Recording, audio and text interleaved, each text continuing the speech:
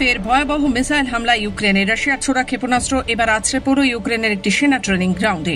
স্থানীয় সূত্রে খবর, এই হামলার এখনো পর্যন্ত নিহত হয়েছে অন্তত 3 জন সেনাকর্মী, আহত হয়েছেন আরও 18 জন। আহতদের মধ্যে কয়েকজনের অবস্থা আশঙ্কাজনক বলে জানিয়েছে ইউক্রেনের সামরিক কর্তৃপক্ষ। মঙ্গলবার রুশ প্রতিরক্ষা মন্ত্রকের তরফে জানানো হয়েছে, চেরনিহিভ প্রদেশের হোনচারিভস্কে ইউক্রেনের সেনা 169তম ট্রেনিং গ্রাউন্ড গুড়িয়ে দেওয়া হয়েছে। এই অভিযানে ব্যবহৃত হয়েছে 2টি ইস্কান্দার মিসাইল, বেশ কিছু অত্যাধুনিক ক্ষেপণাস্ত্র। শুধু তাই নয়, রাতভর ইউক্রেনে ঘন বসতিপূর্ণ এলাকাগুলিতে রাশিয়ার সেনার তরফে মুহুর্মুহু ড্রোন হামলা করা হয়েছে বলে খবর।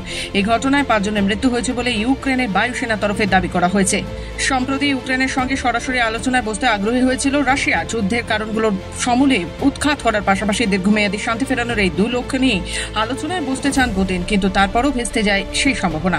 ফলে শান্তি ফেরানোর প্রক্রিয়া বিষ বাউ জলেই। ব্যুরো রিপোর্ট, খবর বাংলা।